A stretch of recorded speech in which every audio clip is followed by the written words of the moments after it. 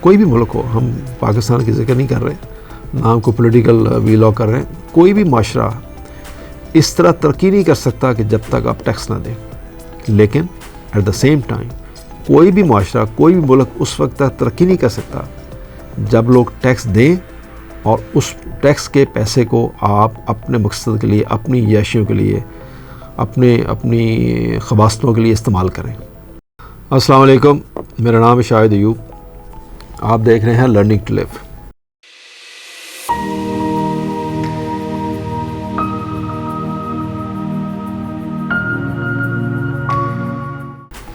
آج کا موضوع کچھ بڑا عجیب سا ہے، اس میں کسی کا متفق ہونا ضروری نہیں ہے.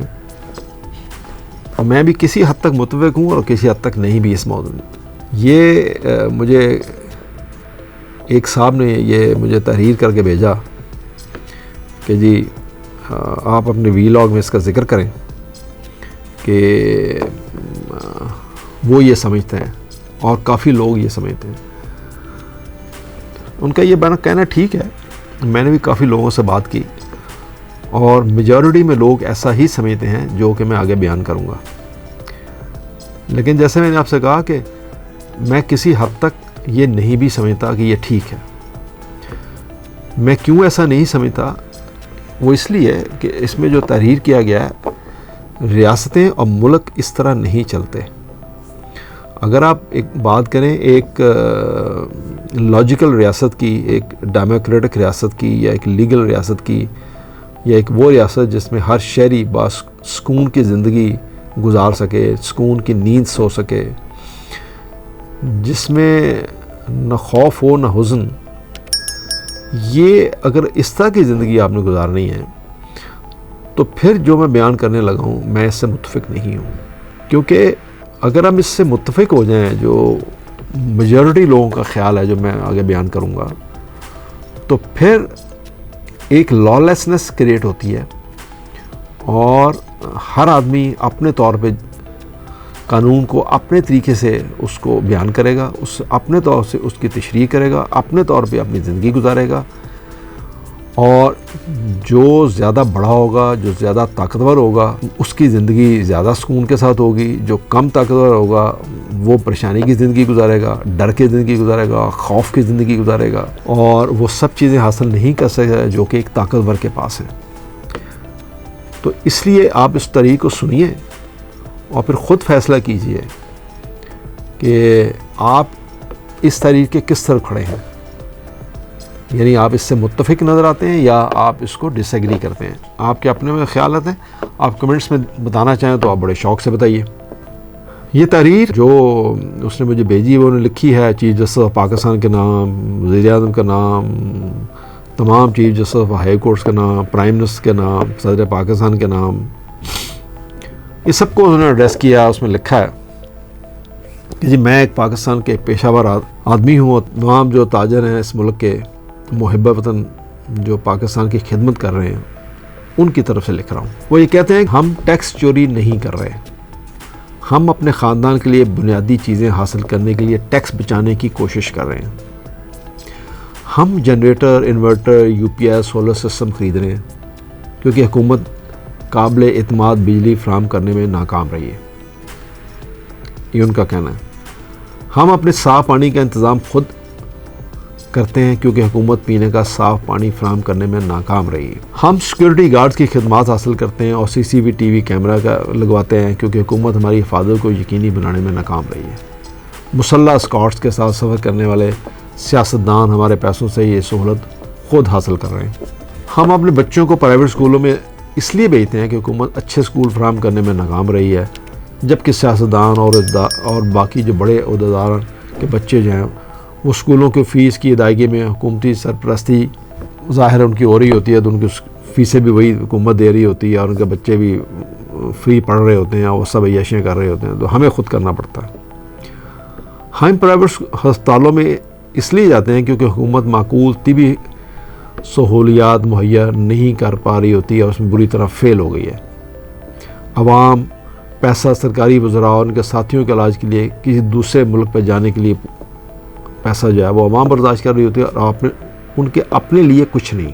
ہم ذاتی سواری خریدتے اور دیکھ بھال کرتے ہیں کیونکہ حکومت معقول پبلک ٹرانسپورٹ فراہم کرنے میں ناکام رہی ہے۔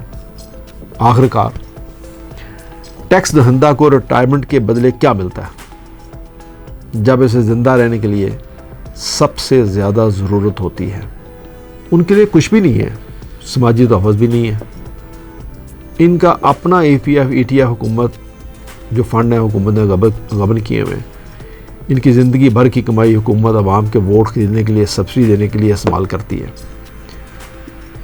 تو یہ جو ایک چیز ہے نا، یہ جو E P F E T F fund حکومت جب ریٹائرمنٹ کے بعد پینشن، اور اس کا تو خیر کیونکہ میں نے بھی ایک جاب کی ہے سرکاری، تو یہ تو مجھے بھی اس کا احساس ہے کہ وہ ساری زندگی جو ہم نے کنٹریبیوٹ کیا اپنی پینشن کی طرف، وہ سارے کا سارا ایک دن میں پتہ چلا جی وہ تو ختم ہو گیا، وہ خرچ ہو گیا، اس فنڈ میں پیسے ہی نہیں ہیں۔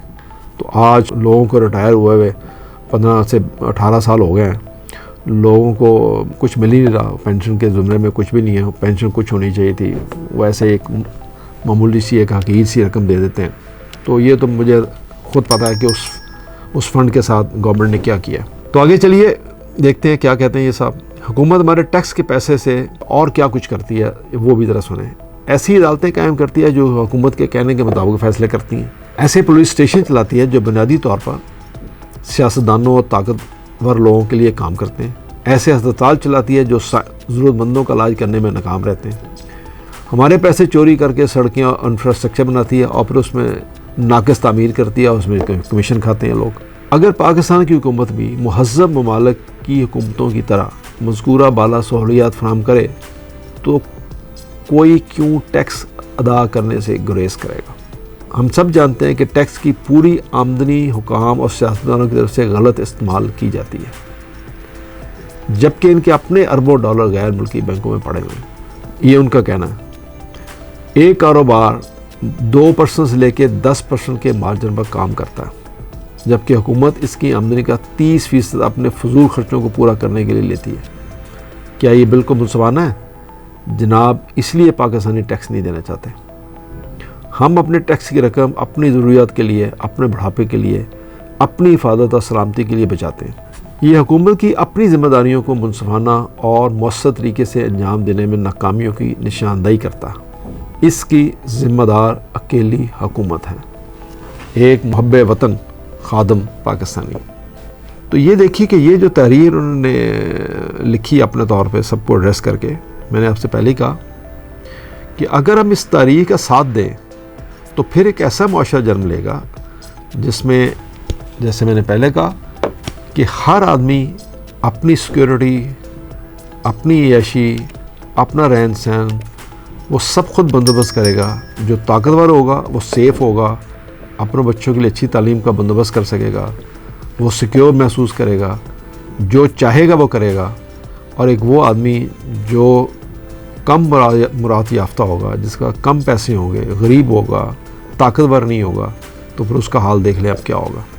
کوئی بھی ملک ہو، ہم پاکستان کی ذکر نہیں کر رہے، نہ ہم کو پولیٹیکل ویلاگ کر رہے ہیں، کوئی بھی معاشرہ اس طرح ترقی نہیں کر سکتا کہ جب تک آپ ٹیکس نہ دیں۔ لیکن ایٹ دا سیم ٹائم کوئی بھی معاشرہ، کوئی بھی ملک اس وقت تک ترقی نہیں کر سکتا جب لوگ ٹیکس دیں اور اس ٹیکس کے پیسے کو آپ اپنے مقصد کے لیے، اپنی عیاشیوں کے لیے، اپنی خباستوں کے لیے استعمال کریں۔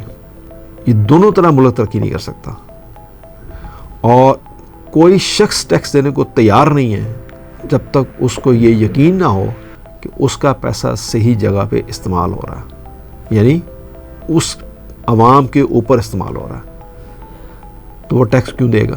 نمبر 1۔ دوسری جو سب سے بڑی امپورٹنٹ چیز ہے کہ کوئی شخص اس وقت تک ٹیکس نہیں دے گا جب تک اس کو یہ یقین نہ ہو کہ اگر وہ ٹیکس میں رجسٹرڈ ہوگا تو اس کو بلیک میل نہیں کیا جائے گا۔ یعنی آج آپ ٹیکس دیتے ہیں تو آپ کو ہر روز، ہر دوسرے دن، ہر مہینے ایک لیٹر نہیں آئے گا کہ آپ ایکسپلین کریں کہ یہ کیا ہے اور وہ کیا ہے اور یوں کیا ہے اور ایسے کیا ہے۔ جب آپ ایک دفعہ رجسٹر ہوں اور آپ کا زندگی جیرن ہو جائے تو پھر وہ لوگ جو ٹیکس رجسٹر نہیں کراتے اپنے آپ کو، تو وہ سمجھنے میں حق بھی جانب ہے کہ ہم اس مسئلے پہ کیوں پڑیں جبکہ ہمارا کام چل رہا ہے۔ کوئی شخص اس ملک میں ٹیکس کیوں دے گا جب آپ خود کہیں کہ جی ٹیکس دینے والے کے لیے اگر کوئی پلاٹ خریدے تو وہ ایسی اگزامپل دے رہا ہوں، وہ 2% فی دے کے اب وہ پلاٹ خرید سکتا ہے، اور جو ٹیکس نہیں دے رہا وہ 6% یا 10% دے کے آپ زمین خرید سکتا ہے۔ تو جب آپ خود مان رہے ہیں کہ ہمارے ہاں 2 طبقات زندہ ہیں، ایک وہ جو ٹیکس نہیں دیتا اور ایک وہ جو ٹیکس دیتا ہے، آپ خود گورنمنٹ خود ایکسیپٹ کر رہی ہے، تو پھر جو نہیں دے رہا وہ کہے گا کہ یہ زیادہ بہتر ہے کہ روز کی بک بک سے ایک دفعہ 10% دے کے جان چھڑاؤ، اور یعنی اس کو آپ پوچھنے کو تیار نہیں ہیں کہ اس کے بعد یہ پیسہ کہاں سے آیا، تو وہ کہے گا یہ زیادہ بہتر ہے۔ تو اس لیے یہ اور بہت ساری دلیلیں اس کے حق میں اور وہ خلاف ہو سکتی ہیں، یا آپ فیصلہ کیجئے کہ ٹیکس دینے میں فائدہ ہے یا ٹیکس چرانے میں فائدہ ہے، رجسٹر ہونے میں فائدہ ہے یا نہ رجسٹر ہونے میں فائدہ ہے، یا یوں کہیے کہ گورنمنٹ کیا مراد دے رہی ہے، کیا آسانیاں پیدا کر رہی ہے، یا کر رہی ہے یا نہیں کر رہی ان لوگوں کے لیے جو رجسٹر ہونا چاہتے ہیں، یا ان لوگوں کے راستے میں رکاوٹ پیدا کر رہی ہے جو رجسٹر ہونا چاہتے ہیں۔ تو کیا گورنمنٹ کے قانون اس طرح کے ہیں کہ لوگ اس میں رجسٹر ہوں اور ٹیکس دیں؟ تو ان سب چیزوں کو دیکھتے ہوئے آج کے حالات میں دیکھا جائے تو یہ جو ایک شخص نے ایک تحریر بھیجی، تو پھر یہ ایسا نظر آتا ہے کہ یہ ٹھیک کہتا ہے۔ فیصلہ آپ پہ ہے۔ تو جو کے لیے شکریہ، اللہ حافظ۔